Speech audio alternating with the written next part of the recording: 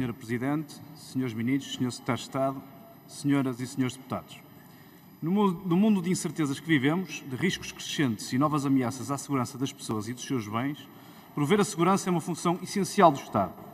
O terrorismo global, as ciberameaças, os riscos ambientais e financeiros, as assimetrias económicas, as catástrofes naturais, a escassez de recursos, os conflitos étnicos e religiosos, as guerras civis na vizinhança da União Europeia, geradoras de movimentos migratórios descontrolados, a corrupção, a lavagem de dinheiro e o furto de informações são desafios globais que exigem soluções globais.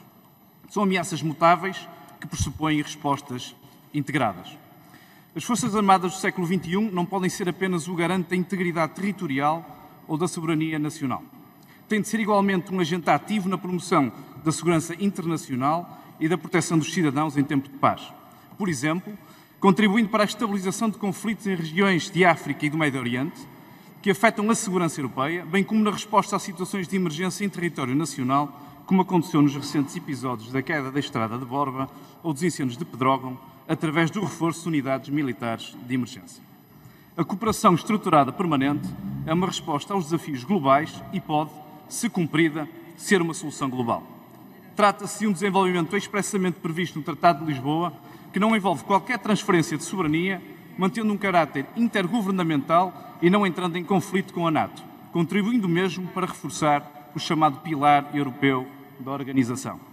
Na altura da sua criação, o ex-ministro da Defesa, Azeredo Lopes, afirmou que a presença como membro fundador era uma oportunidade única que surgia para Portugal e que permitia ao nosso país, e estou a citar, estar dentro para influenciar naquilo que nos interessa. Posto isto, o importante aqui é saber o que é que realmente interessa a Portugal neste processo.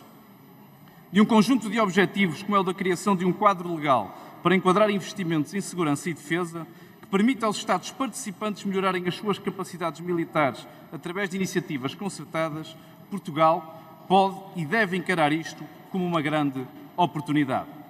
E nessas oportunidades, o mar, com a nossa vocação atlântica, a lusofonia como relação preferencial e a potenciação da nossa indústria através do Fundo Europeu de Defesa são boas áreas de aposta.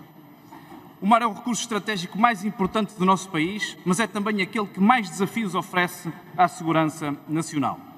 Portugal deve intensificar relações com as agências europeias que têm como missão a defesa integrada dos oceanos, como é o caso da Agência Europeia de Segurança Marítima, o garante da gestão equilibrada e sustentada dos recursos do mar. A segurança deve, pois, também ser uma ferramenta de proteção ambiental. Além do mais, a NATO valoriza o posicionamento atlântico de Portugal como um vetor estratégico para o reforço da cooperação da defesa entre a América do Norte e a Europa.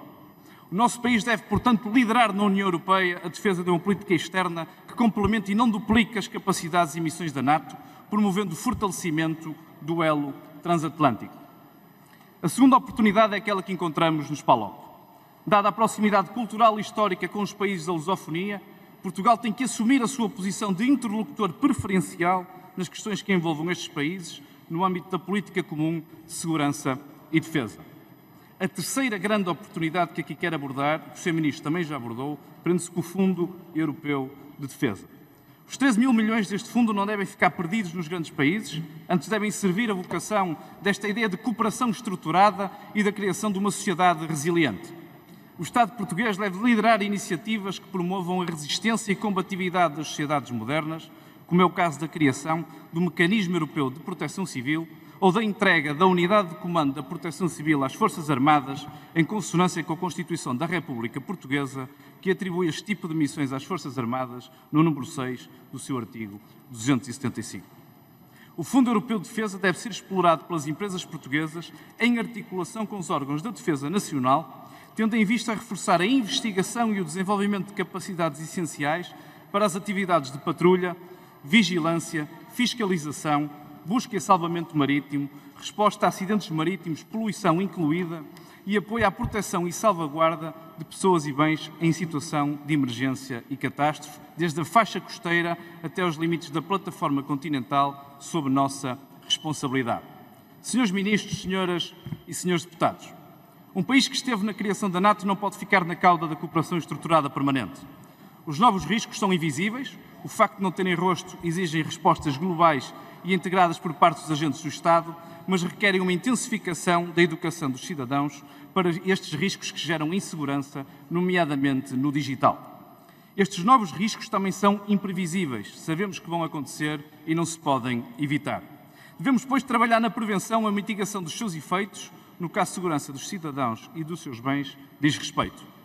Se cumprir estes desígnios, a Europa vai com toda a certeza liderar a agenda da educação para o risco, envolvendo todos, através da mobilização das escolas, das universidades, dos meios de comunicação social, das polícias, das forças armadas, da ciência e da inovação. A cooperação estruturada permanente é um desafio e uma oportunidade demasiado grande para Portugal prescindir de criar condições e estar na primeira linha da defesa e segurança pelas pessoas, não fazendo a guerra e promovendo a paz. Muito obrigado.